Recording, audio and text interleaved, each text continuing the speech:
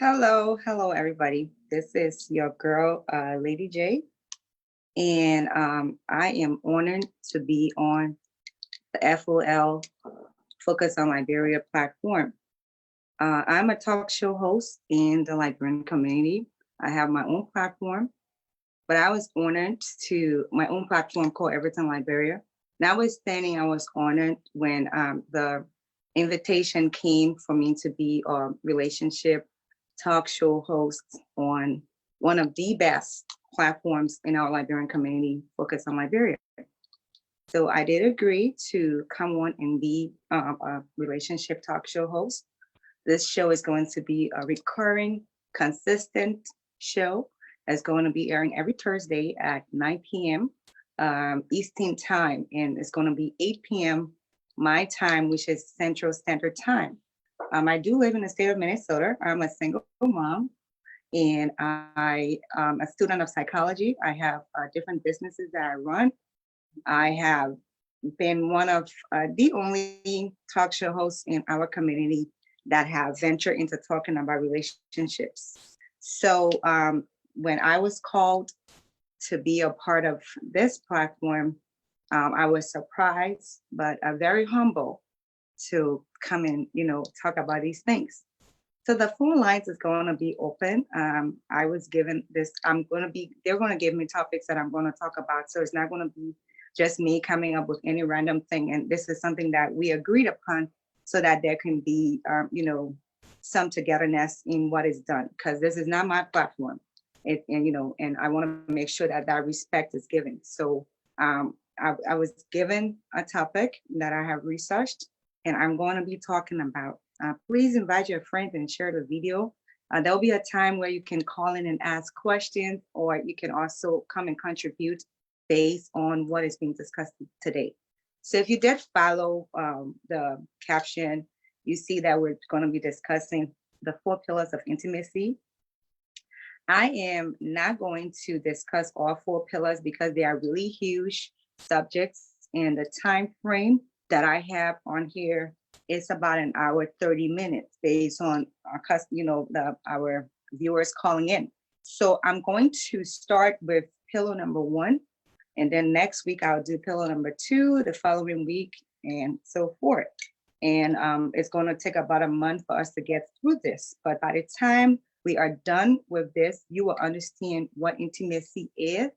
You will understand how to set your boundaries, and you will also understand what it is that you need to do when you see certain red flags, and you also understand how to understand these red flags and what to do.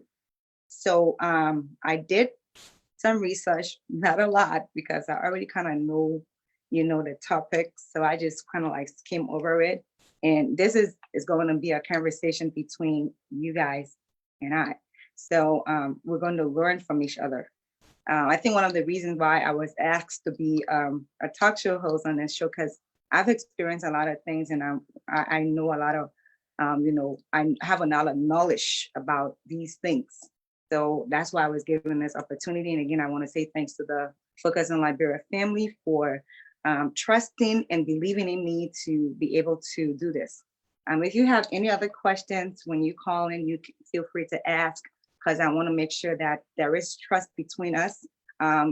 In order for you to want to understand and listen to what I have to say, there needs to be some sort of trust. So if there is anything I left up, because I'm not someone who just, likes to talk about themselves, oh, I'm this, I'm that, and stuff like that. And that's not the reason why we're here. But if there's anything that you might have that I might have left out, feel free to ask. And if it's something that I would like the public to know, definitely will be answering. If not, I will probably decline your question. I would decline to answer, okay? But no big deal. So let's get straight into this. Again, if you're just joining, you're so welcome. This is your girl, Lady J, and I'm on Focus on Liberia. And today we're going to be talking about one of the pillars, because there are 4 pillars of intimacy. We're going to be talking about one of the pillars of intimacy today.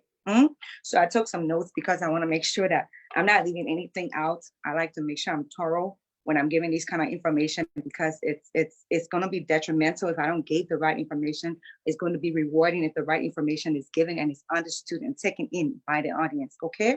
All right. So When I went into the dictionary to kind of like get just a little bit of information about intimacy, this is what it said. It said intimacy is the close feeling or being familiar with someone, some closeness. Then I went down to the next one because I was like, okay, that's. Then I went to the next one and it said intimacy is an intimate act, especially a sexual relationship or sexual intercourse. So some of the words that I got from the word intimacy or being intimate is closeness, togetherness, someone you can confide in, affection, a mutual feeling, understanding, warm feeling.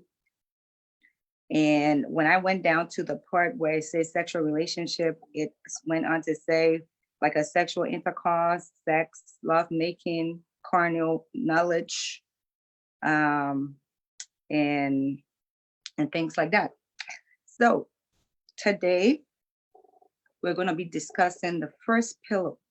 And that first pillar is very, very, very, very important when it comes to relationship, because that is like for me, I see that first pillar as a foundation. Okay. I see it as a foundation. This is what is set. This is what is set up for the relationship to grow. In order for a relationship to grow, there needs to be a foundation, and that foundation needs to be solid. So if we have to put it in emotional words, that means that you have to feel a certain kind of way, and that feeling has to be good in order for your relationship to thrive and to be in a good place. So with that being said, the first pillar is safety and security. Safety and security. I don't want to rush into these things. So I'm going to break down safety and security because, again, I want you guys to have a better understanding of what we're discussing. And from this literal sense, we're going to put it into the emotional part of it and bring everything together so that you understand. So when it comes to safety, it's the condition of being protected from an unlikely cause like danger, risk, or injury. I'm going to go over to what I just said. That's the dictionary meaning. It says safety is the condition of being protected from unlikely to cause danger, risk, or injury. Hmm? So when we go into other words that sounds like safety or that has a similar meaning, we're looking at welfare, we're looking at well-being, we're looking at protection, security, harmlessness. So that's safety. Mm? So then we're going to go into the word security. And for security, this is what I was able to pull up. For security, I was able to pull up, we type these words in again, all these different things. I'm not talking about the house security, okay? I'm talking about the literal word security, the dictionary meaning. Security is the state of being free from danger or threats. The state of being free from danger or threat. So I'm going to go back into the topic, the first pillar of intimacy. And number one has to do with security and safety and security. So the first thing that I would like to talk about is the relationship. When it comes to a relationship, no relationship will have a chance if there is no true intimacy between both partners. If both partners don't feel safe being around each other, there will be no intimacy, no togetherness, no loving, no whatever. If it still happens that there is no security, no safety, and they still have a relationship going, there is no intimacy in there. And you want to have intimacy in your relationship because that's going to help you thrive in your relationship. I always say this, and I pray every day that God continue to give me the strength to live what I'm about to say to you. It's better to be in a relationship for one day, that is 24 hours, and enjoy that relationship. Enjoy the blissfulness that that relationship brings. Then for you to be in a relationship for 10 straight years and not have any peace. It's better to be in a relationship for 24 hours and that relationship was like the best relationship, good relationship, whatever, and you enjoy it. I mean, this person was just off the hook. They just did everything that you wanted them to do. And it's like everything that you ever dream of. That's good. That's the best thing that you can ask for. But if that relationship after 24 hours start to turn sour, you have to pick up your satoka. To the non-Liberians, you have to pick up your load and run. Because whatever you felt in that 24 hours, if it does not proceed and grow into the next level, you don't need those kind of relationships in your life. So that's the first thing. The first thing is what I just stated here, that there can be no intimacy if partners do not feel safe. If you like to write this down, I would really, really recommend you do, because these are really good points that you have to keep in mind when it comes to your relationship. The next thing that we have under safety and security when it comes to the 4 pillars of intimacy is vulnerability.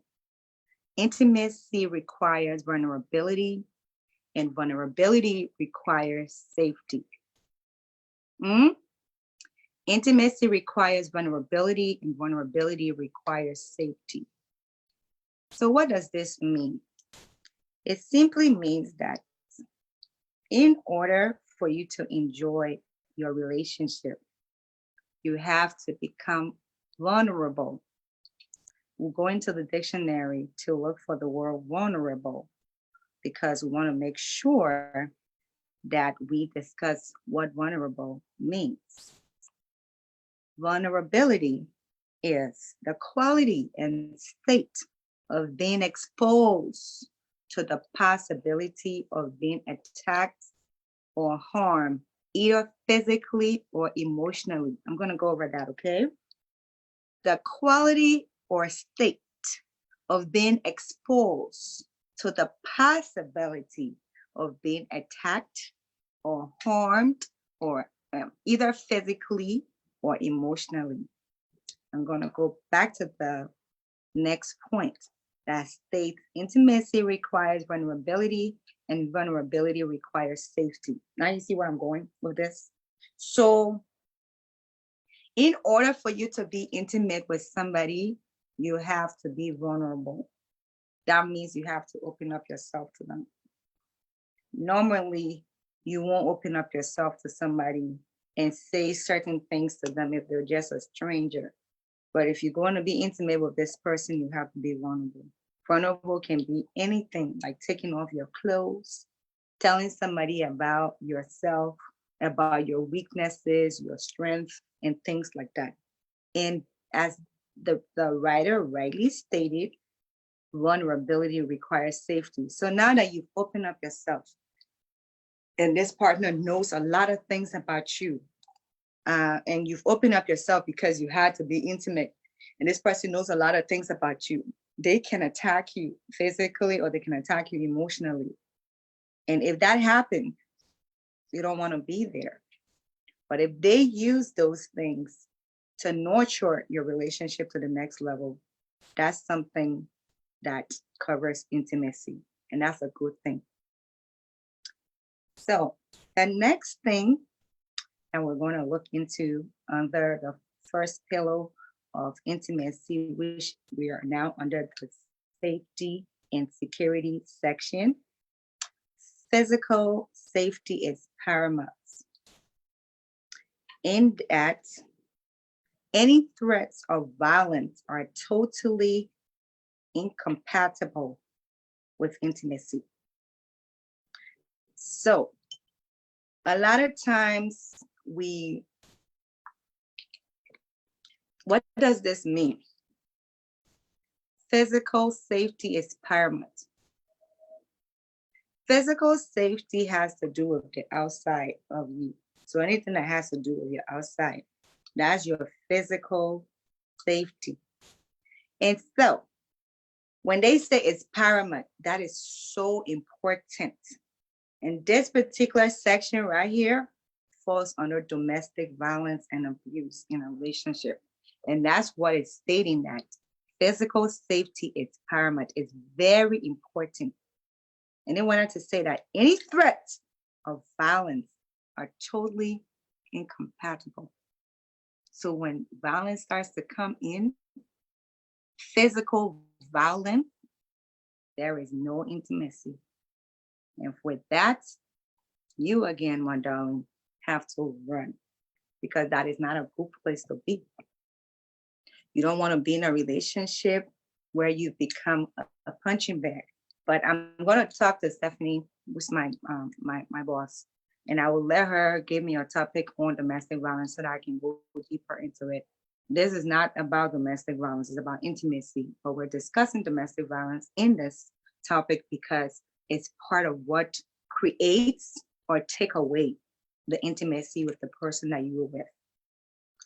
So the next one, the next point, relationship need to be free of lies, deception, as well as threats of abandonment, humiliation, and betrayal. There needs to be emotional safety and security. I'm going to go over this.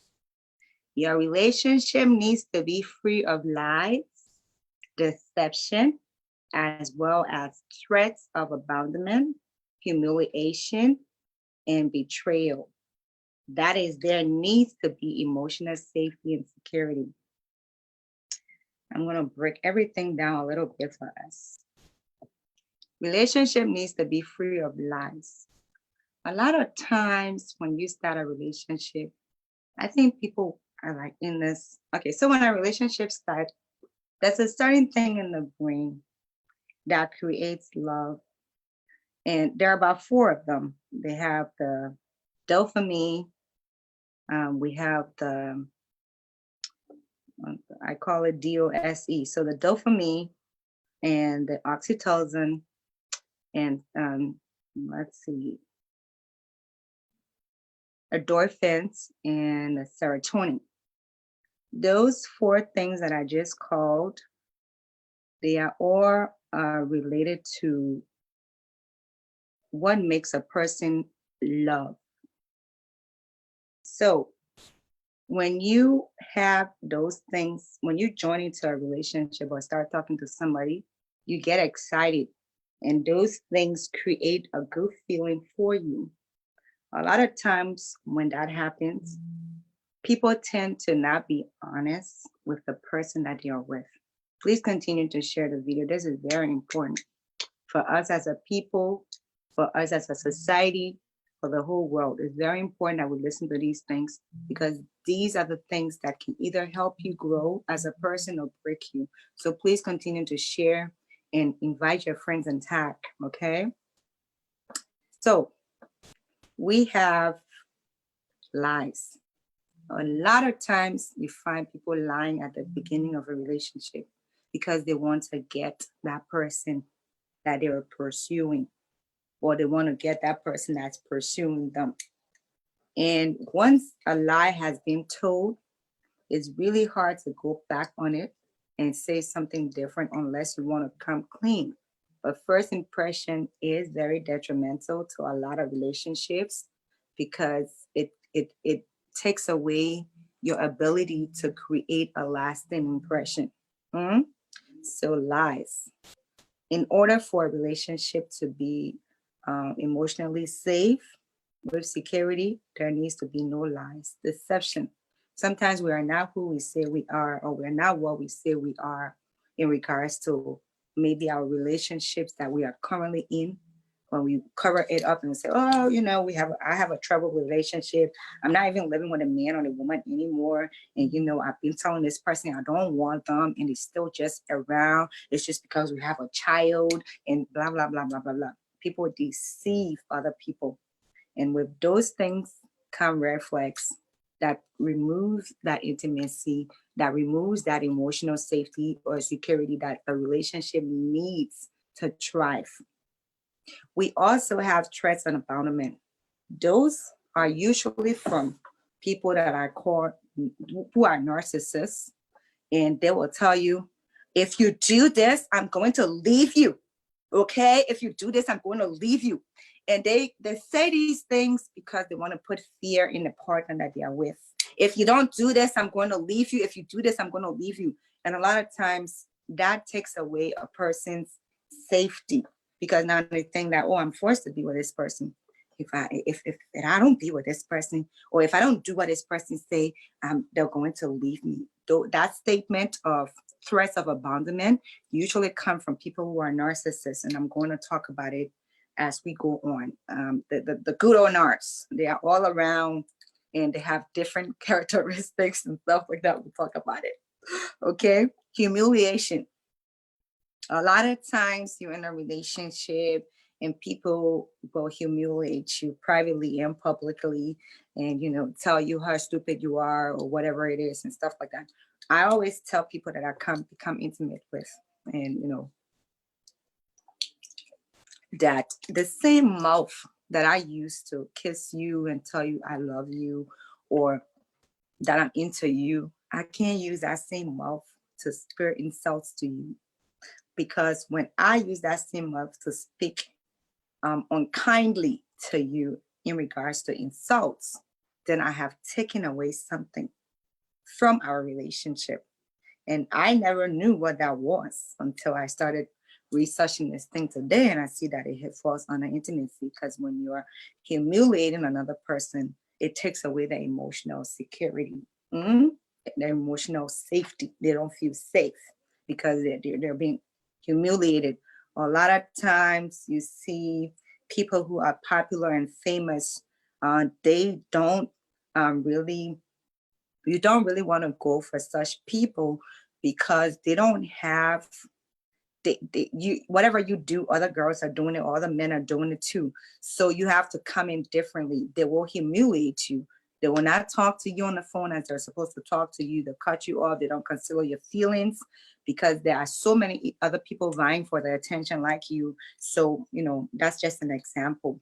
So you don't want to be humiliated in your relationship. You want to be respected. That will kind of foster that good relationship that you're looking for, that falls under intimacy. Then we have betrayal. So betrayal, a lot of times betrayal in our community, when I think about an example of betrayal in our relationship, in our community, or what could betrayal could be, you could tell somebody something about yourself, and you say, don't tell anybody, and they go and tell other people. That's betrayal.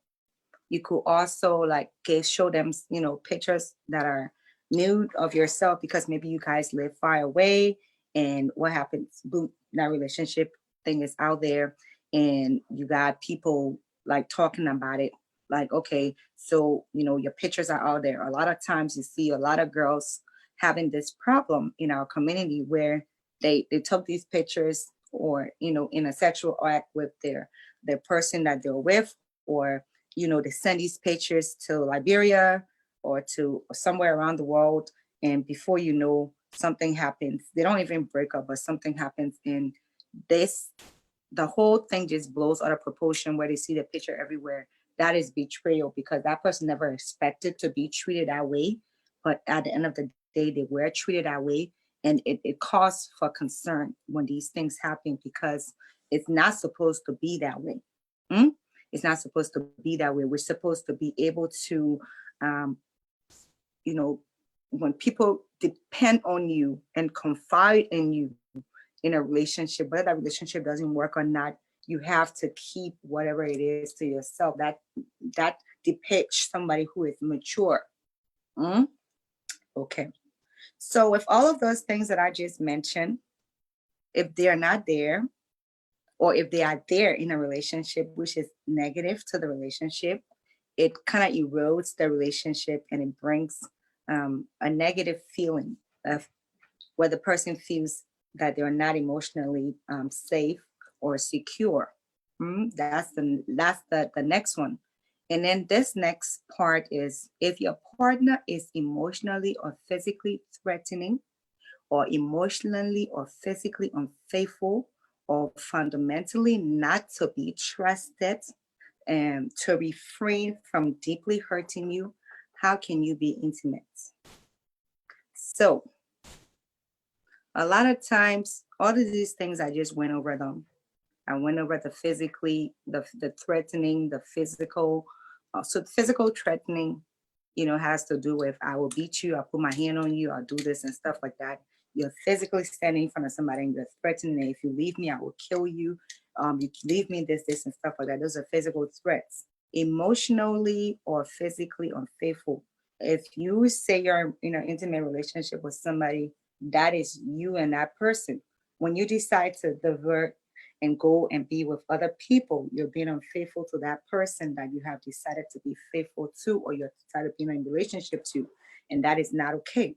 Um, like as I said to you guys, it's the fundamental part of the relationship that holds the relationship to go. So, if all these things are there, this person cannot refrain from hurting you, from deeply hurting you, and you cannot be intimate with such a person. I mean, you can have sex with the person if you want, but being at that place where you are, really thinking of having and seeing that relationship in a certain place, it's not something that is advisable. So I will open the lines. It's 8:41. I'll open up 9:41 your time, or wherever you are. Okay, it's 41 minutes after my time here. I'll open up the lines if you guys have questions. Let me check in with my people here to see if anybody have. Let's see. Um, yes, let's see. Let me see if I have. Do we have anybody coming up? Check. All right, still they say not yet. So yeah, with this pillow, we really, really, really need to do our best to see how we can see these things. When I say see these things, be aware of these things. Because not being aware of them is just setting yourself out to fail. It's better if you don't know something and you're not aware of it, then that is an excuse. Most of the time it's not, but for everything is not black and white. So for argument's sake, if you didn't know something, we say okay. But if you are aware of something and you consider yourself, knowledgeable about that thing, but you consider to be there, then you're being detrimental to your own moving on. Relationships, problems are one of the things that can really, really, really, really hurt and break a person. You'd be surprised. You'd be surprised how someone is in a relationship, and because the relationship is not going well, they cannot thrive in any area of their life. They're just like stuck. And you be wondering, like, why is this person like this? And you don't know this person is going through a terrible time in their relationship. And a lot of times, we find very angry people and we wonder, why is this person so angry? This person is angry because they probably don't have a good relationship going. And when you don't have a good relationship going, you can go up, you can come down, you can do whatever it is, and it's just not going to work. So I've seen people be a certain kind of way just on social media. And then at the end of the day, they find love and they become so different in the way they act, the things they say, they become more forgiving and things like that. You be like, love is a good thing. It helps in so many different ways. Love can make you dress differently. Love can make you talk differently. Love can make you think about the different things. I told you about those 4 different hormones that are in the brain, and they are responsible for making people feel happy, feel loved, feel a certain kind of way. And when those hormones are at work, ain't nothing nobody can do to bring you down. And that is connected to love. And so when you're in a relationship that is making you think, oh, where's my boyfriend this night? I'm looking for him, not picking up his phone. Where's my girlfriend this night? I mean, she's not picking up. She was supposed to come visit me. She didn't show up. I'm calling her. I'm texting her. She's not picking up. All of those things, sometimes, about 5% of the time, something bad must have happened. But 95% of the time, ain't nothing bad happened. It's just a play. And it's sad. It's very sad because now when you do these things, or when you have experienced these things on this level, it's hard for you to open up to that next person. And I tell people that's the wrong thing. You don't know if you behave, if somebody behaved badly to you that last time, that when you meet this next person, they're not going to be the person for you. But if you put that wall around you and be like, I won't deal with nobody. I see some Liberian women and men come online and be like, oh, Liberian men are all Liberian men are dogs. All Liberian men are not dogs. All Liberian women are not a certain kind of way. Even people of other nationality are not like that. It's just hard to find people sometimes that are like you. So we have to go back to the genesis of everything. What makes me? What makes Jessica? Jessica was born in a certain kind of family. That's her environment. She was brought up in a certain kind of way. That's her values. And she went through certain things in life. That's her experiences. And she was taught certain things. Those are her perceptions. So we got environmental factor. We got your emotion, your experiences. We have your values. When all of these things come together, they make you, who is a unique person.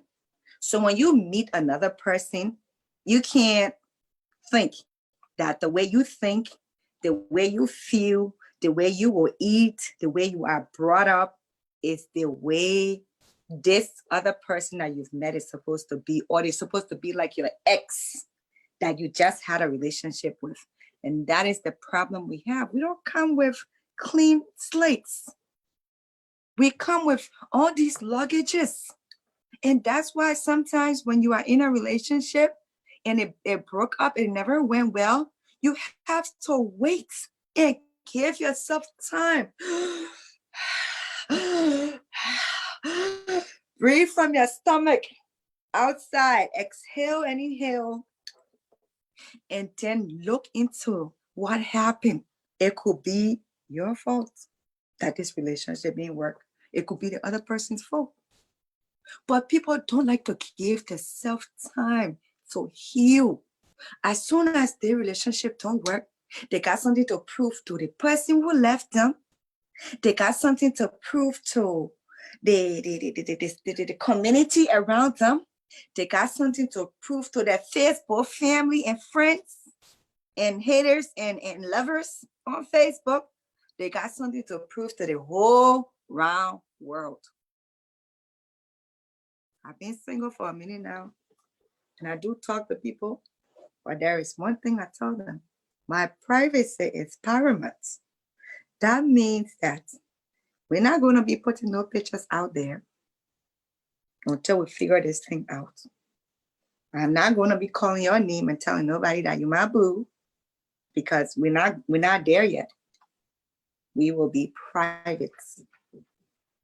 And when you are private, it helps take away the outside noise. The outside noise. It helps take away. Because by the time you put your man or your woman picture out there, somebody come and can tell you, oh, I knew Jessica from Kakata.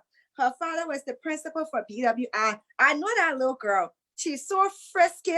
And then when they left from Liberia, they went to Ghana. And oh, you won't know. She was all up in teens in the people country there and stuff like that. And what you don't know about the person who have not decided to maybe divulge that information to you, another person is poisoning you. Another person might want you, but you have not listened to them. Now they got some very important information for you pertaining to your Facebook post. You can go out. I be going out with people. We go out and stuff like that. But once they come from my mouth that, oh, me, my man friend. Or he go and say, me, my woman friend. That means that we're just talking. And that talking can be for a minute until I'm satisfied with what it is before we decide to go out there and come out as a couple. But a lot of times where relationships are damaged before they get to the next level because we want to involve the whole world into our privacy. It shouldn't be that way. You don't know this person. You just getting to know this person. It takes at least 6 months to a year for you to actually know someone intimately. When I say know someone intimately, while you're your partner sitting down, the person not even open their mouth to tell you, I don't feel good. And you be like, before they could even say, I don't feel good, you be like, honey, what's wrong? I feel it in my spirit that you're not feeling okay. That is intimacy. Can you tell me what's going on? But no. We all want to be with the Joneses. And most of these relationships that we come and air on here, kissing and showing everybody that we got men, we want to make our ex feel bad. It comes right back to bite us in the nose or in the butt because we did not do our due diligence in finding out who this person really is. Sometimes you start talking to somebody on Facebook, you even going on the profile to go check. Go on the people profile, go check. Go look at the pictures and stuff like that. Facebook got its own network of information ready for you to dive into. Why you will not use those things? Those days, people have to go all the way to wherever to go get information. That's why usually our people used to do traditional wedding, where they take about 6 months to a year. And they go in, check behind the person. They will check for sickness, that is mental sickness. They will check for physical sickness of the body. They will check for the history of the family, everything. When all that thing clear, they'll say, okay, our son can marry your daughter, our daughter can marry. That's why they had arranged marriages those days. We frown on those things now. Oh my God, go arrange my marriage for me. But you yourself say now, if you were to do it, you don't do it. That's the reason why you have different things happening in your marriage. Check. Who are you bringing in the house to your children? Who are you introducing to your friends and your family? Who are you allowing to come into your intimate private space? Why should we allow a relationship or a man or a woman to be the thing that affirms you, that make you who you're supposed to be? You're not supposed to be that way.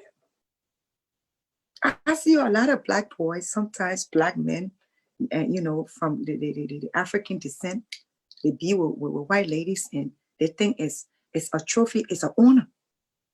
Oh, hello. This person is a human being just like me and you. They just got different color skin. The women do it too.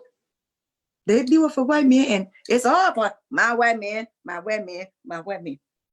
You fade in the background and you allow this person to be your God. Even with relationships between Black and Black, this ugly man, not so fine, short man, get a beautiful and pageant-like woman, and oh, everything, my girlfriend, my girlfriend. That becomes his His glory. Relationships should not be like that. It should not be based on things like that. And the more we get to understand these things, the better we come to seeing the value that we have. If you as a woman or a man cannot see the value that you have, it's not going to work. I'll tell you a story. A guy being in my inbox for almost 6 months, been trying to talk to me every now and then. Hello, Jessica, blah, blah, blah. Sometimes you just say hi. So one day I got upset with him and said, look, if you got nothing to say in my inbox, please tell us how to take you. Because most of the time, people that come in my inbox here, they are asking me, for my products and stuff like that. So if you got nothing to say, please don't bother me. Go. He was like, okay, keep coming. So I decided to open up to him and find out what he wanted. So I said, what you ready for? And he just, decided to tell me, oh, he liked me, he want to go out with me and stuff like that. And he didn't stop there because I was listening, because I want to hear what he had to say. And this man spoiled the whole thing when he went into his past. Oh, I used to live here, and the person did something to me, and the person did that to me, and this day, I don't know why people can treat me this way. And I was like, so I, right there, didn't think I want to go out with him because that was day one. It was not time for him to trust me to say those things because I hadn't created any feelings for him. I had just given him a listening ear. Stop telling people your past. They use that against you. Stop saying it too fast. If you have to say something about your past, you can tell the person there are things that I will talk to you about. But when we get to the level, we'll talk about it. Just in case they come back to say, why you didn't tell me before? Say, well, I used to tell you that there were things, if I felt comfortable to tell you, I would tell you. But don't just open up and just start telling people about yourself like that. That is a no. I mean, by the time the man had finished explaining his whole life story to me, I was like, So what did I tell him? Because I didn't want to make him feel bad. And because of the person I am, I said, hey, look here. I don't think God brought you in my life for you and I to have a relationship. I think He actually brought you here for me to be able to help you find a good relationship. But I'm not the woman for you. And you're definitely not a man for me. So I can help you for free of charge. You can call me and I can give you coaching lessons on how to meet and talk to a woman. Just stop laughing, man. And that was my honest intake of the whole thing. I wasn't trying to make him feel bad because that was not the reason why I responded that way. I just saw a need, a heavy need that I needed to do something for this person. And that was what I needed to do. So that's just what it is. We just have to be, there are no set down rules and regulations, but your own body, your own instinct, your own gut will tell you when there is something not right going on. So when we go back into all that we just discussed today, because the time is about going, we're going back into the 4 pillars of intimacy. And we went into the first pillar, which is safety and security. And we dropped into different levels of it. If you're just joining, my name is Lady J, and I'm the host of this relationship show that is now going to be airing on Focus on Liberia every Thursday, 9 p.m. Eastern Standard Time. And I went into the different things. If you know of a friend that is going through a relationship problem, I will recommend that you tag them into here as you are watching. And if you know of anybody that might need this kind of talk, you can share it in the inbox as well. We all need to bring our goodness to the table. We all need to bring our goodness to the table. This is not my platform. I was asked to come on this platform. There is a certain way I have to talk. I have to talk in diplomacy. I can't beat it, Jessica, because on my platform I can do well anything I want to do, use any words I want to use. But being a guest on this August platform, I have to exhibit certain kind of characteristics. And I think that was one of the reasons why I decided to do this, because it will help me grow as a person. Because all of these things are things that I know. How do I know them? Because I've studied them, I read about them, and then I study psychology as well. So I know about these things. I don't need to really like scratch my head or do too much to be able to explain. So if you want to call in, the number here is 605-313-6004. Feel free to call in if you have a question or if you want to make a statement pertaining to this. And I'll be able to answer your questions for you, or also, address what it is. No, it's very authentic. And there is growth, Anthony. There is growth in everything that people do. And when you're talking about a thing like relationship, which is very sensitive to like the people that you are talking to, you don't want to be harsh and abrasive. You want to be this way, because people will listen more to a person who is giving them information in a pursuing way. Like I'm pursuing you to say, when I say don't do your relationship like this, do it like this. I'm not forcing you. I'm not being forceful, or using language that you are not supposed to hear based on what I'm saying. So I'm not being biased. I'm growing, because in time to come, I'm going to be one of Liberia's best motivational speakers. And this is how a person grows. So to talk about these topics is not to be, as I said, harsh.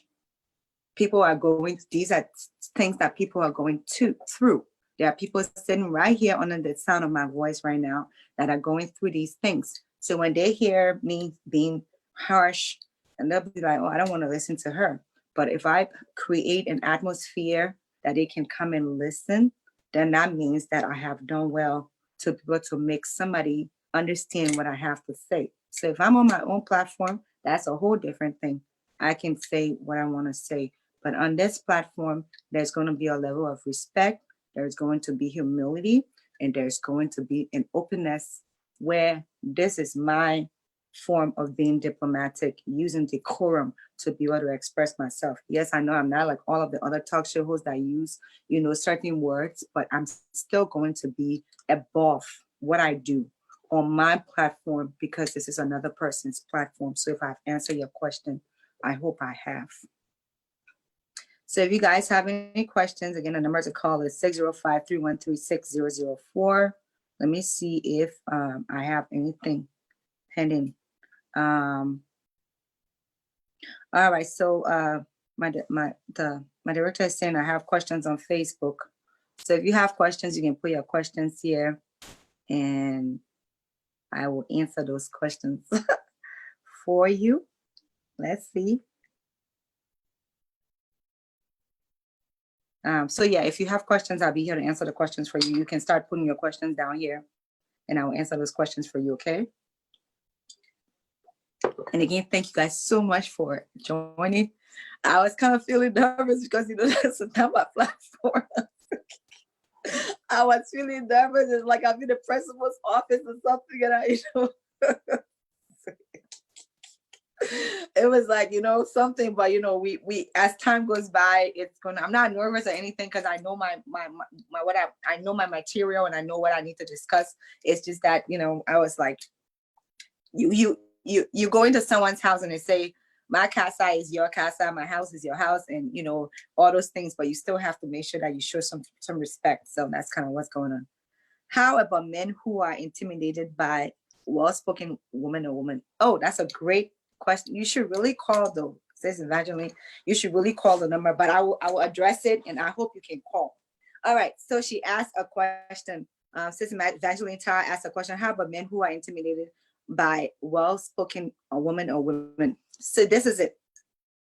We have a lot of men, especially in our community, mm, that come from our culture that say this. They say, I want a very intelligent woman, a woman who knows how to speak, a woman who is like this, a woman who is like that, that is well intelligent, well brought up, and all those things. They call all these good qualities. But that's a lie. Because most men in our culture that are controlling do not know how to handle a woman like me. This kind of woman that I'm talking about is who I call an alpha female. And just from my own experience, before I say I want to go outside, just from my own experience, I have suffered under the hands of many men, not even in relationship, just in the public, who feel that I know too much as a woman. And this other women like myself go through this. So my thing is, I would say this to the Liberian men out there. Stop asking for things that you know you cannot handle. Stop it. Stop. Hang your coat according to where your hand can reach. Don't ask for unrealistic things when you know that you cannot achieve those things. You can't tell me that you want to. And I've told some of them, even in my relationship, some past relationships, I tell them, excuse me, you're looking for a country woman who is uneducated that you want to control. And that's not me. I'm sorry. And that's where some of that relationship can end. Because you can tell a woman who is well educated certain things that does not go along with her value, and she just listen to you because, like for example, some men get into a relationship with a woman, narcissists, and the first thing they do is don't talk to this friend, to that friend, to your family. Who, as an intelligent woman,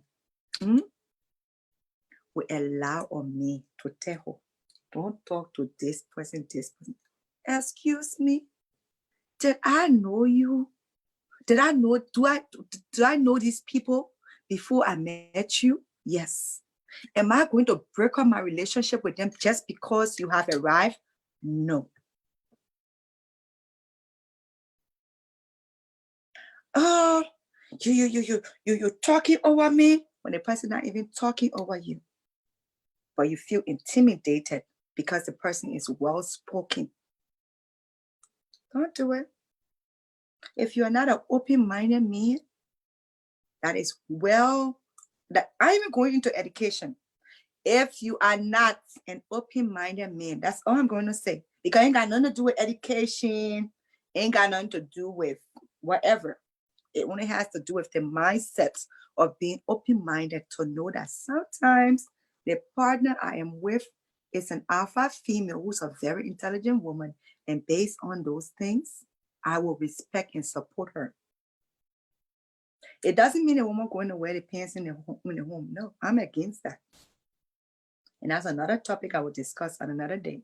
When I'm get done talking on the show here, I will watch it and take my own notes down for myself. Because at the end of the day, these are good things that we need to know and hold on to in our life as we go into relationship, as we progress into relationships. So to answer your question, Sis Evangeline Manita, men who say these things are lying, and they are mostly controlling men. They want certain things, but they cannot hold that which they want. And at the end of the day, they end up losing the person because the person gets to see through I wanted to use a certain word, but I have to. The person sees through the foolery of that. Okay. So, if you have questions, I'll be here to answer your questions. What is the name of your platform and where on social media? Oh, Musu, the name of my platform is Everything Liberia. And you can go on that platform. That's my platform. So most of the time when I do my live on my personal page, I put those things on my platform. Okay. And I'm still looking for some questions. I don't see a lot of questions here. Let me go back and see. Yeah, it can be all cases. Most of the things that we're talking about is it cannot be all cases. Most of the things that we speak about is specific people because that's just what it is. So if my uh, co-director has some questions that other people had asked, you can put it in here so that I can answer those questions because I don't see some of the questions. I just kind of like join in and there are things on there. So that's kind of what it is. So yeah, it's it's kind of crazy when you are in this kind of relationship and you don't see all the different things like the intimacy part where it has to do with safety and security. If you don't feel safe in a relationship, if there is betrayal, there is unfaithfulness, there is threatening of abandonment and all those different things, you do not need to be in there. Please go to the beginning of the show and watch. I want to get a heads up from my director, my co-host here, letting me know that we can bring this to a close if there is nobody asking questions again, or if there is no call coming in. I would like to bring this to a close. Usually the show will run for about an hour or two based on what is being discussed. Again, if you're just joining, I just want to say thank you. You are on the Focus on Liberia platform, and I am Lady J. What's your concern, Wilson? Please write your concern there so that I can address it. What's your concern, Wilson? What is your concern, Mr. Wilson? What's your concern? I'm waiting for you to write it on there so I can be able to address it, okay? Yep. So we've been talking about the first pillar of intimacy, if you're just joining, and the first pillar is safety and security, which is the foundation of every relationship. I see a relationship as making a cup of coffee. This is from Anthony Gay. Most people like coffee or tea, but every coffee or tea has a unique taste. That's true. That is so true. The relationship is like coffee and tea. So you're right. We'll put it up on YouTube. Yeah. So we also will be putting this on YouTube as well, so that if you miss the show, you can come out and watch it on YouTube. Do you think it's necessary for a man to tell his partner that that is that he's educated, not that is educated not to work? Okay. So do you think it's necessary for a man to tell his partner that is educated not to work? I don't think it's a good thing, especially if this woman has, education comes with independency.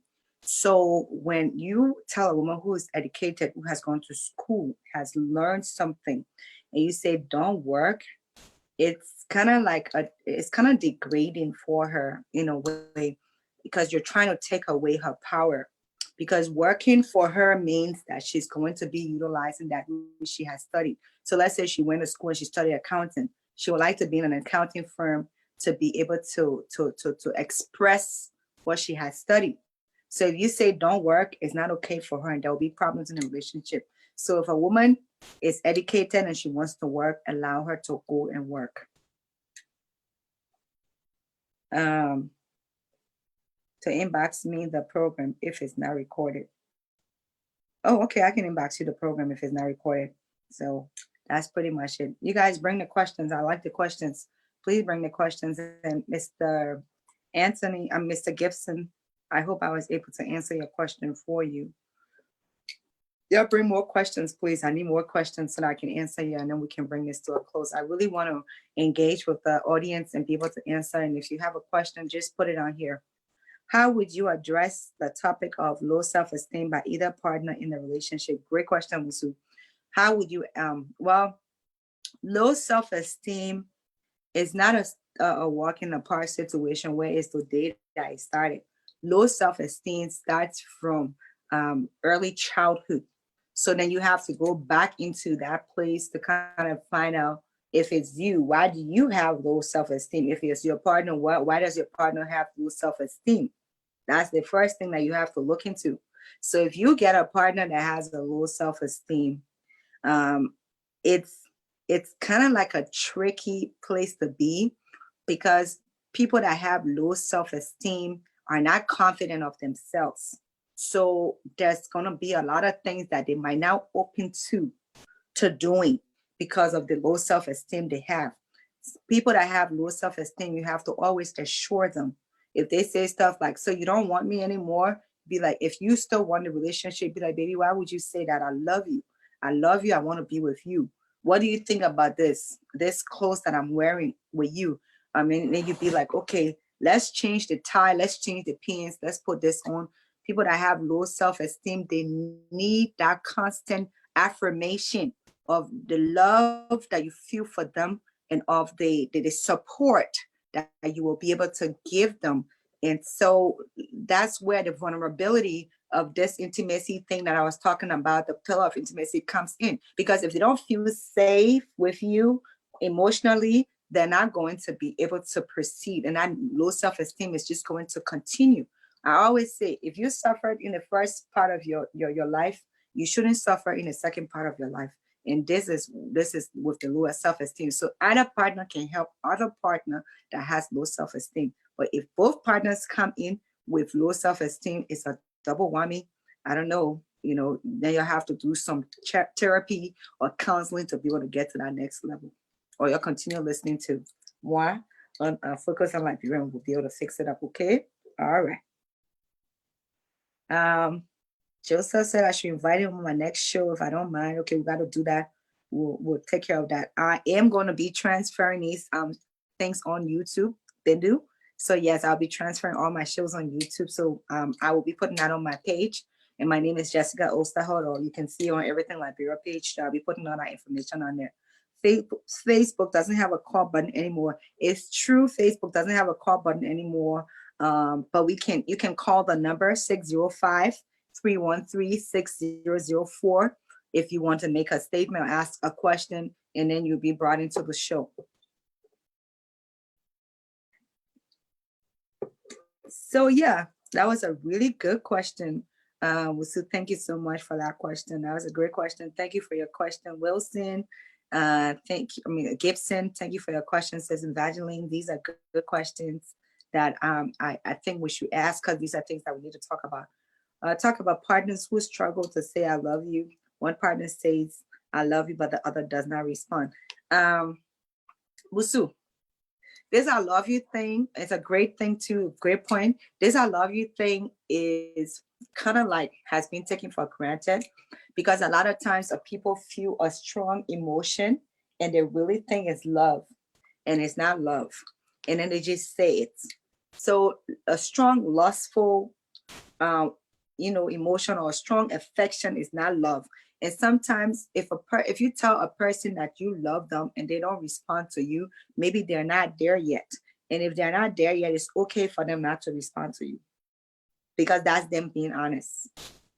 So if you tell a person I love you and they don't say anything, don't, I want to say something to you guys based on this thing that you just said. Sometimes it's not the words that come out of your mouth that make a man want you, what you say. Sometimes it's not going into bed with a man or a woman that makes that person accept you. Sometimes it's not what you have gotten, like your degrees, you build a house, you got your own car. Those are not the things that can make people accept you. It's the way they feel when they are with you. Are you nagging? Are you always you can't lie, and stuff like that? Are you just making that relationship so hard for that person and not giving them a chance?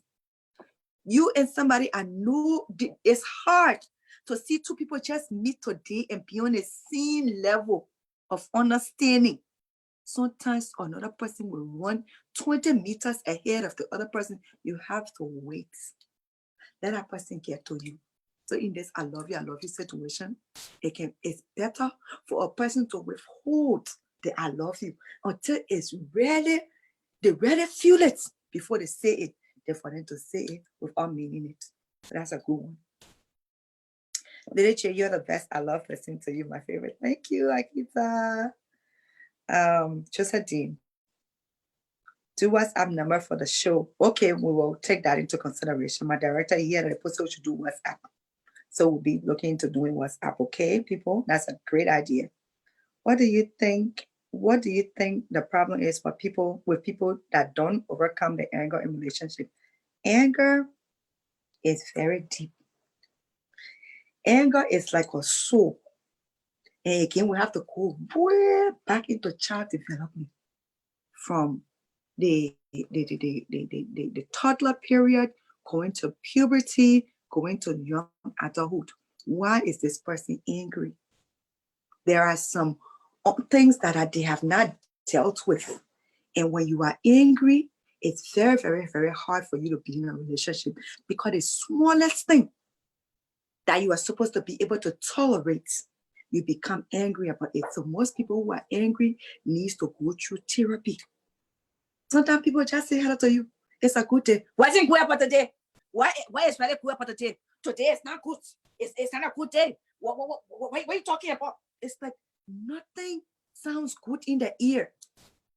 Even you can say, oh, the day is very beautiful. Beautiful? They walk the day, you see it beautiful. People who have anger, they have a blinded eye. They are blinded by the good things in life. They are not a full glass people. They are half glass people because everything in life is just not okay. So it's very, very hard to deal with an angry person. If you have an angry person, you really love that person, I would recommend you go into therapy or counseling to be able to see, because they have to dig into the root of why the person is angry, and then they can be able to help to get them out of that behavior. So we'll do the WhatsApp number. Yes, you can come on Says Evangeline. Call 605-303-6004. Says Evangeline, you can call that number and then you'll be able to come in, okay? And add something. This is tricky. I know of relationship that turned us sour because the guy would not respond back. Yes, responding back. Let's talk about this responding back thing. A lot of times responding back can be tricky, yeah? Because sometimes when people, like, let's say you text and you say, what's up? And maybe the person is not really looking at their phone because they're at work. Some people don't use their phone. Then the next thing you hear from the person in 1 hour, I say, what's up? Then the person responds to you. But I ask you, what's up? You can't answer. The person responds to you. And that goes on and on and on. And then by the time maybe the person receives the message, they are already upset about the way you have decided to go about this. So then they just don't respond at all. So if you send one message, just leave it be. If they don't answer within 24 hours, then they just don't want to be bothered with you. Then you should just start to, because within 24 hours, somebody's supposed to at least look at the phone and say, oh, yeah, this, and stuff like that. So that's just what that is. Can a single person advise someone with relationship, even though the person can't keep a relationship? Well, being single, it's not a title. Being single for some people it's a decision that they have made because that's kind of where they want to be in. That does not mean that they cannot give relationship advice. Giving relationship advice doesn't have a prerequisite to say, oh, because you want to give relationship issues, that means you should be in a relationship. No, Anthony, it doesn't go that way. So it's just the way with pastors. They got some pastors who gave relationship stuff, but they are not like in a relationship in the churches and stuff like that. They got motivational speakers who will speak of doing good health, but sometimes their health is not good, but maybe they are getting to that place to learn. So it's not a prerequisite. Being single does not mean that you can't give relationship. Being single means you can give it. As for me, my situation, if you're asking privately for me, it's a decision I have made, not because nobody wants me, I don't want nobody, but I know of these things because I have been in relationships before. I have been in, studies have shown how behaviors like this work and all those things. And these are things that I know personally. So I have that credential to be able to come and give you talks on these things. Okay. All right. Do you think argument in a relationship is important? This is from Gibson. Arguments are important, but if the argument is corroded with insults where there is no head and tail in what is being argued about, then it becomes useless. So let's say you were arguing about this person being late, and you were late. Yeah, I was late because I had to go somewhere. But you always late. Okay, I always late, but this one, this, and stuff like that. The next thing, you so damn stupid. Why you are late and stuff like that? Where you taking somebody to be? Now you have taken this lateness of this person from being late to now insulting their person. So now the argument moves away from where you had initially wanted it to be into a whole different place. So this is why sometimes arguments don't end and there's a result, because it's taking on a proportion. Sometimes too, when people start to argue, instead of arguing about the topic that is at hand or what brought the argument, they go by, yeah, they see when the last time I saw you talking to that man and I was asking who is he, and you say he know about it, but my friend told me say you and he were going out. Now we got the late situation, we got an insult in the middle of it, and now we have another accusation. So with all these things, you won't be able to come to a resolution of what you had really started arguing about unless you sit down and talk. Okay, so maybe let's sit down and talk about this thing. I don't like it when you are late. A lot of times when we accuse people, don't accuse them. Oh, you. Tell them how you feel. But we don't want to be vulnerable. So we want to put it on the person. No, I feel bad when you are late. It makes me feel that you don't care about us being together. Even if the person wants to be escalating, continue to keep that low voice. No, I don't mean it that way. Calm down. Let's talk about this. If they still try to, change the topic, always try to bring it home. And at the end of the day, get a resolution before the topic ends. Even an angry person will not be able to keep up with you being on a low level. Somebody raised their voice, you raise your voice. You stupid! Girl, are you stupid? No. Hi. Then what will happen? At the end of the day, you're not going nowhere. So that's kind of what it is. Do you think it's okay for married people to always party with single people? This is something that has to do with, oh my people who calling me so. Yeah, please don't call me. I hold your phone. I'm on a show here. Okay, let me see. I think that my people were calling me. Let me find out why they're calling me. Maybe somebody on the line. Yeah, hold on. Let me find out. Is somebody on the phone? 1 second here, people. I'm on the phone. Okay, so somebody's on the line. What's your name and where are you calling from? Oh my God. Sorry, my Hello? daughter is getting too hyper in here. Oh God. Hello, we can hear you.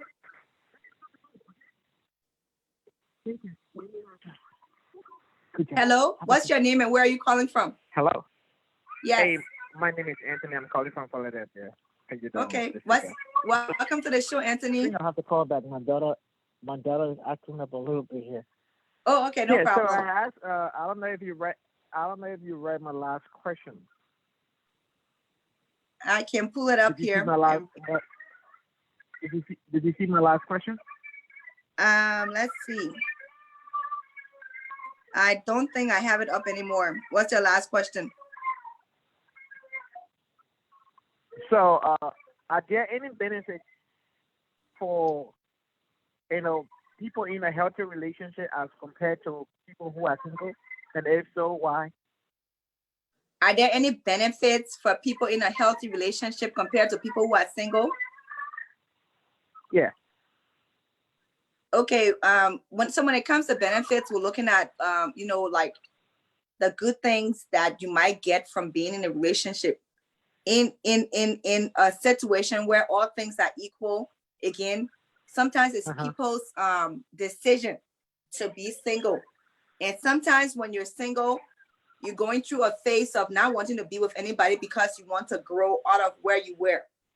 So it's sometimes good to carry that, that persona, to be able to get to know yourself better, where you don't have to answer to anybody, to be able to, go out as you want to go out and meet people and do other things that you would not have been able to do because you were in a relationship. Now, for me personally, I was in a 10 years relationship before becoming single. I am not rushing to go back into a relationship because I want to find myself and get to know myself. When I went to that relationship, I was about 33. And it took me 10 years to be in a relationship. So now I am not fighting to go back into a relationship unless I feel that this is what I want. And then I can go back. So the benefits are different. When people are in a relationship, they can go out together, they can do things together. But if all those things that I just mentioned here, being together, sleeping in one room together, having conversations together, eating together, if they're just a facade that they put up for their friends, for the church, for Facebook, then it's better for you to be single than for you to be in a relationship. So there are benefits here and Okay, hold on, there. hold on, hold on. There are benefits here and Right. there based on the intention of the people in the relationship or out of the relationship. Does that make sense to you? So the reason why I pose this question is in twofold. I one is it's a new saying that to say, "Oh, I'm single by choice." I see as though it's a fade with a statement because being single is not the norm of the creator of the universe, meaning God Almighty. That's not His will. Okay, so now people find comfortable saying I made a choice to be single. But in reality, when I say the true benefit, I'm not saying of the persona or I got married because my friend got getting married. That's not what I'm talking about. I got married because I find a soulmate, a companion, a lifetime companion who sees my shortcoming and make work on my weakness, make me strong in things that I'm weak at, and also I make that person strong in things that they are weak in as well. So I'm talking about the genuine, non, you know, non, let's say something that you gain it from, one-sided. A genuine relationship is by far the best way to go. Now, if you do a proportional or do population density, given the amount of men and women in the world, women will always be at a disadvantage. Okay, prior to same-sex marriage, women were always at a disadvantage, and now with same-sex marriage, women are even more at a higher disadvantage of having a man. That's how the world has always been, and it is going right now.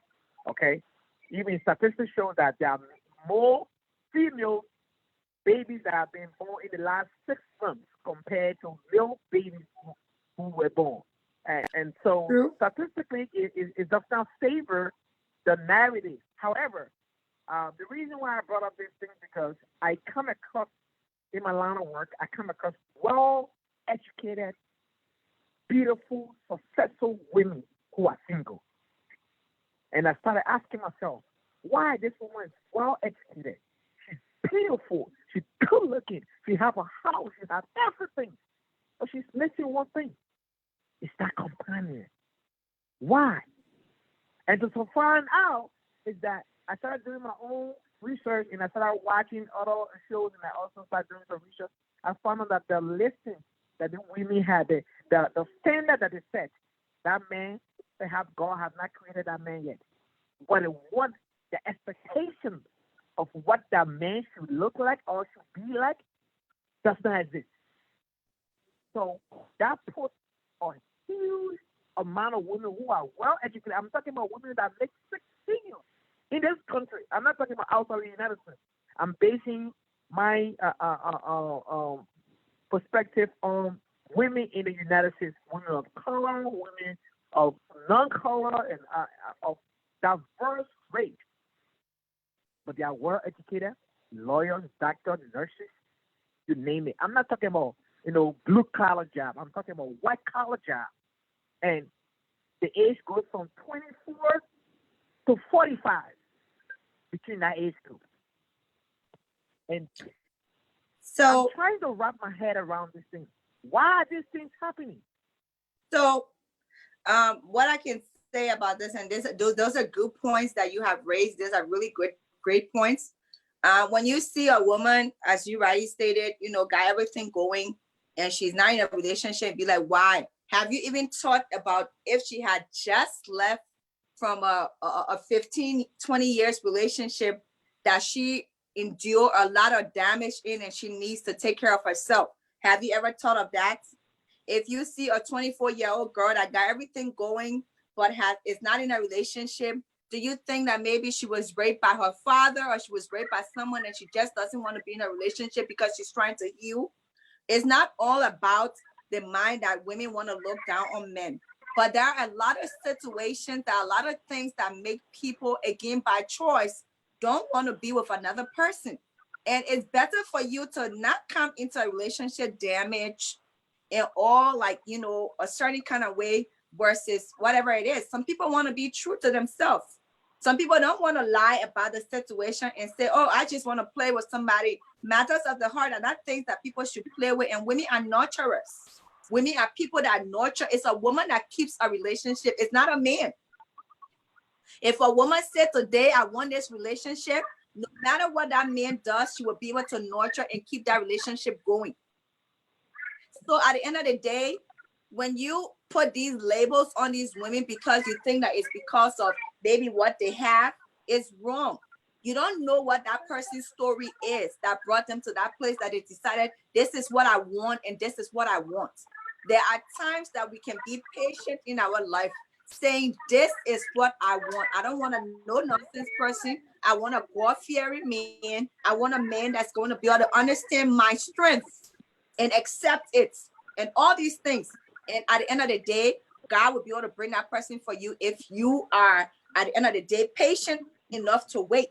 But if you're not patient enough to wait and anybody come, because you just want to make sure that the starters, it's filled. You want to be in that place where, okay, I'm a woman and because I have a Fajiji, that means I need a man to be able to take care of me. That's not the right way to go. This is why, if you also know, divorce is very high. The rate of divorce is very high and it's moving rapidly. And in the next 20 to 30 years, divorce will be at the projection stage that divorce will be even on an increased level because people are not taking time to understand what they want, who they are, and they're just jumping into relationships. So kudos for those ladies who are single by choice, who are not jumping into it because they know what they want. And when they see it, they will go for it.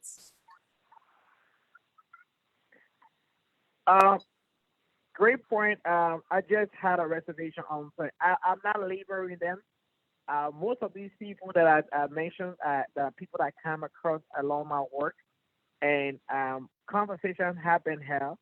Each one of them have a different circumstance. Only very few, I would say, or negative 2% of those people had very bad breakups.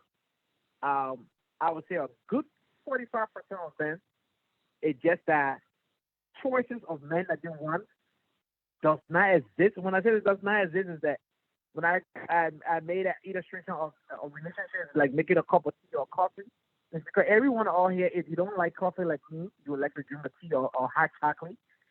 If you are a coffee person, you may like your coffee black. Some people like extra cream and sugar. Some people like half and half. Some people like a little bit of sugar or a little bit of cream. And everybody have a different taste of the coffee. That's how relationships are.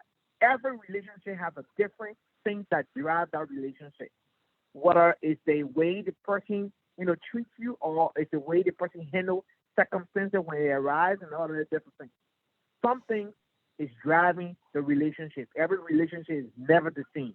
Whether you guys met to the same bar together and start talking to the same woman at the same time, each one of you have a different thing that is driving your relationship. However, having said that though, on this backdrop, I want to say is that people should also learn how to build, make their own coffee or their own tea. Meaning, you will not find the perfect person you're looking for, but you can find that cup, which is the person, and you can start making that tea, which is both of you.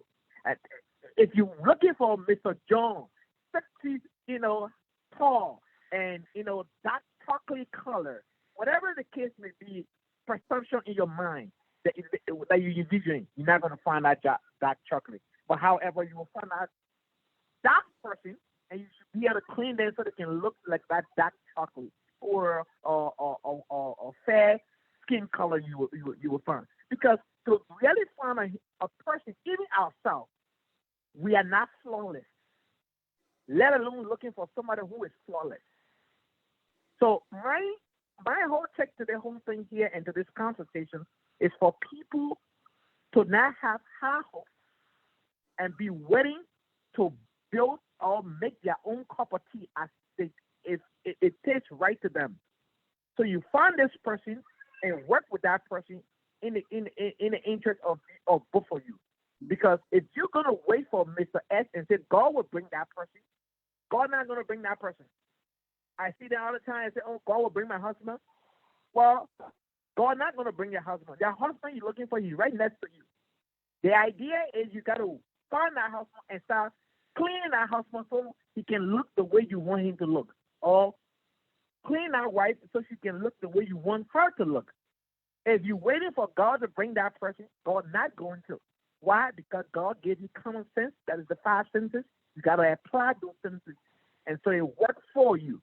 I don't know if I'm speaking to anybody or if I'm helping anyone tonight, but I just think as though we all say, oh, I want this girl who is, Coca-Cola bottle shit, and she got to look this way. She got to be able to do it this way. And the woman say, oh, I'm looking for the man who is 6 feet tall, and you got to look this way, muscular, and all of that, 6 pack, and you name it. Well, you're not going to find that person.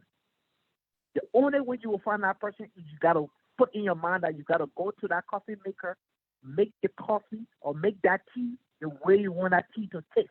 That is taking a person who may be a no-name or may not be the ideal person you are looking for. But guess what? That person has a character that is impeccable.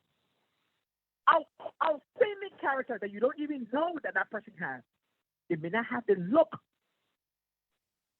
They may not have the eloquence in their text, but they have the heart of a husband. She has the heart of a wife. And I think when people start thinking this way and start giving people the opportunity, just as when you were going into a job, you never know what to expect. You took the job as, oh, you know what? It's another thing to pay the bill. And then when you enter into that line of work, you start having fun and you start excelling and start going from one position to another, and that becomes your career. That's the same way relationship will work for you. You take a person and give him a clean slate and start writing your own story from the moment you guys meet and start writing your own story. I'm not saying this approach will work for everyone, but you start writing your own story together and you can find a better way out. If you think the pastor said, oh, at the end of this month or at the end of 6 months, somebody's going to get married in the church, and you think that sounds good to you, and somebody say, hello, oh, this is my man, you're going to be making a mistake. Because the pastor just said, at the end of this month, somebody's going to get married. That doesn't mean that person who just came, that's your husband. So we in the Christendom, most of the time, get carried away that, oh, the pastor said somebody's going to get married this month. This has to be me. No.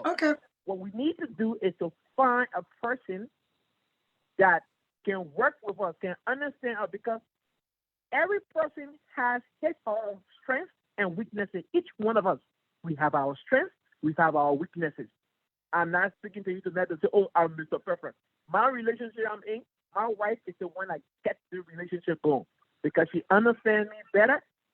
She understands how I get angry, how I get mad, and how sometimes I handle certain circumstances. And she comes in and says, listen, man, I know you think you have this thing going, but yeah, it's the right way, my man. Okay, I'm like, oh, you're right. let's come So to that's a conclusion on what you're saying so that I can be able to answer other questions.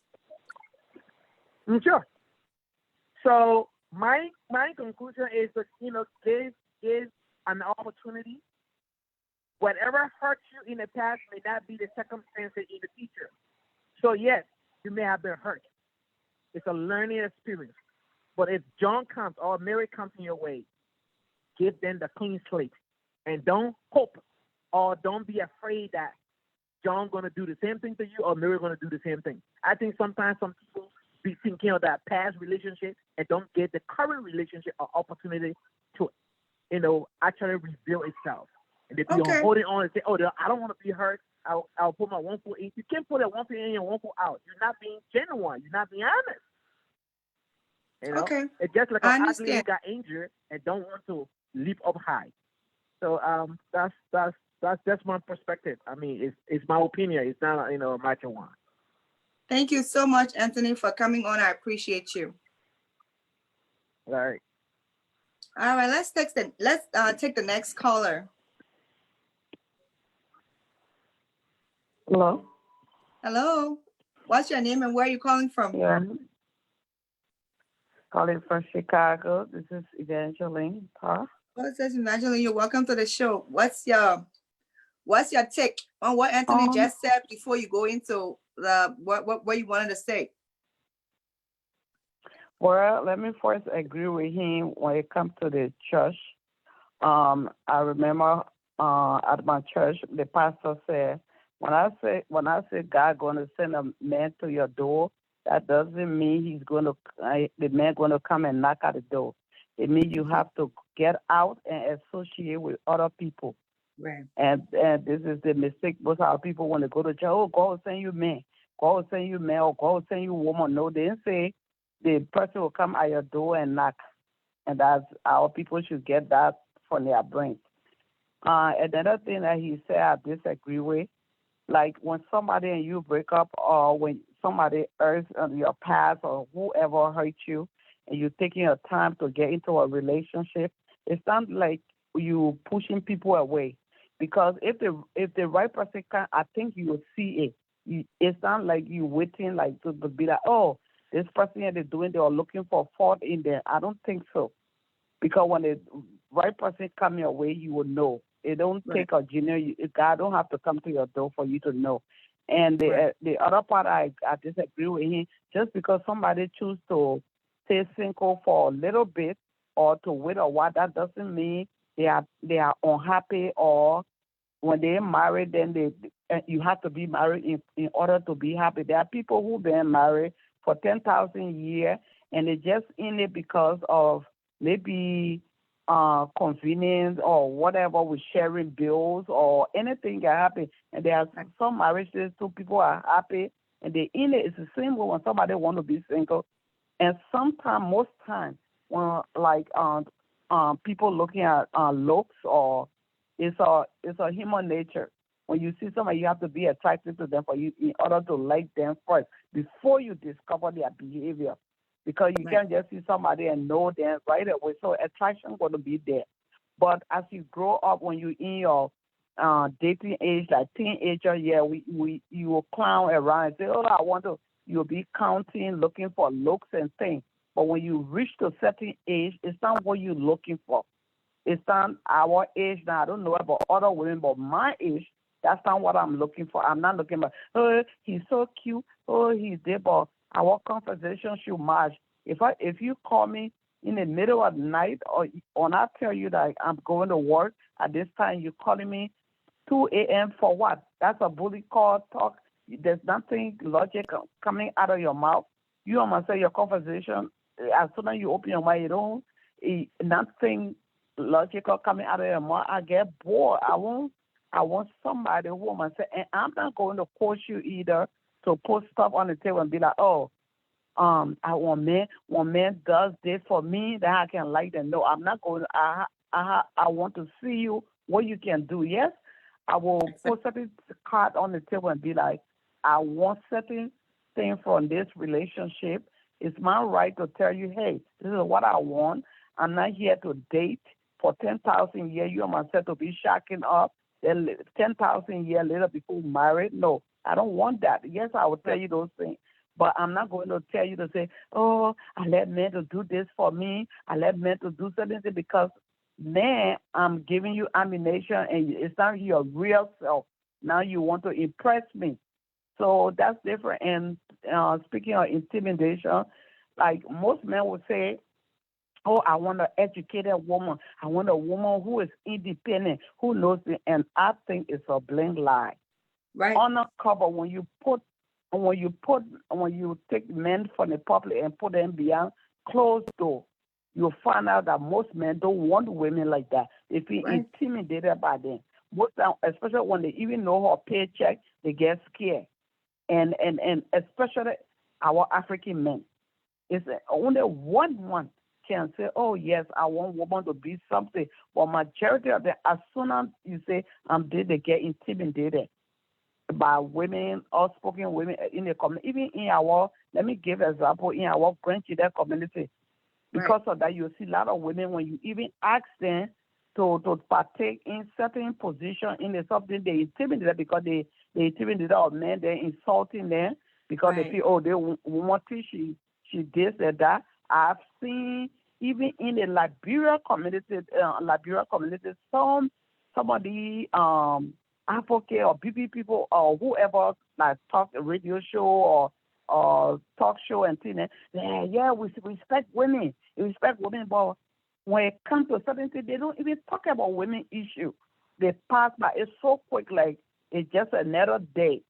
So we have to learn. My message tonight to both sides, men or women, we need to respect each other. Just because being a woman or being, I'm not saying a woman and men in the house, you go discuss your husband outside to or boyfriend to people, to your friends there, things like that. We should cut it off. It's not good. I see some women doing it. They'll be dating a guy. Oh, the man like this. The man, as soon as they marry with a man, they go and discuss the man to other women or their friends, which is wrong. Both sides, men or women, it's not right.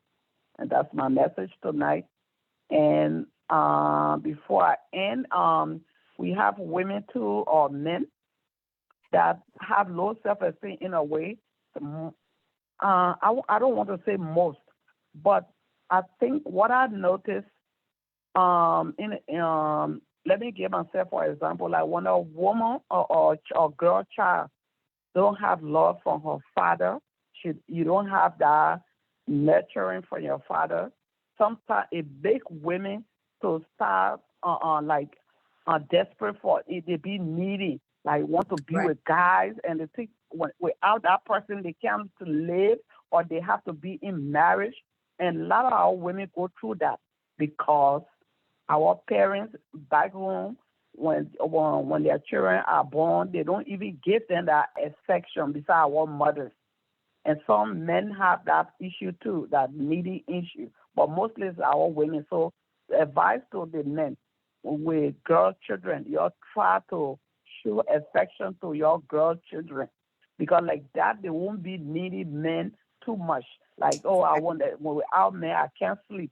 Or I have to. It's not about sex, but it's like, oh, I have to belong. Somebody have to love me because they're not getting that love from their parents.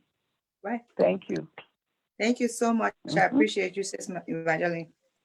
So thanks to my both callers that call in. You guys had some really salient points that you gave us as an audience to listen to. I hope we were able to take it. For Anthony, he came in, with a lot of ladies that are well educated, are single, and he made some good arguments here pertaining to that. And then I hope we know that it can go both ways as well. It's not only the women, men too. Some men that are well educated to decide not to be in relationships based on what they have gone through. And then Sis Mommy made some good points here. Sis Evangeline made some good points with, what she said, especially her last point about if, you didn't get that love and affection from your dad as a girl, you come up not, you having that low self-esteem and looking for that affection everywhere.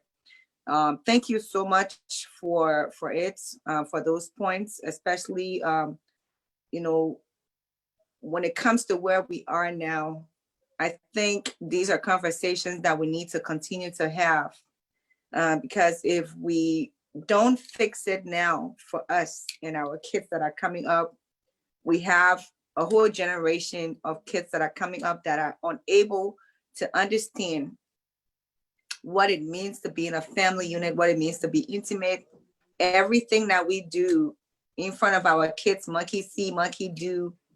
These things, our kids pick it up and they follow it. So how can we correct some of the things that has happened? Anybody between the ages of 20 to 40, kind of like maybe had some effect of the war. If they didn't experience it, they heard about it. And that has put a lot of Liberians in a traumatic state. And that traumatic state has really affected everything that we do, including us bringing our kids up. So we will continue to have these conversations. We will continue to express the things that needs to be expressed. Hopefully, we will find healing, we'll find truth, we'll find value, we'll find knowledge, and we'll find the information that is needed to be able to overcome the things that we are now fighting. In order for us to move on as a society, in order for us to move on as a community, in order for us to bring up our children in the way that they will be law-abiding citizens and good citizens, we have to look into all of these things. So again, I want to say thanks. My name is Lady J, and I am on the Focus on Liberia platform.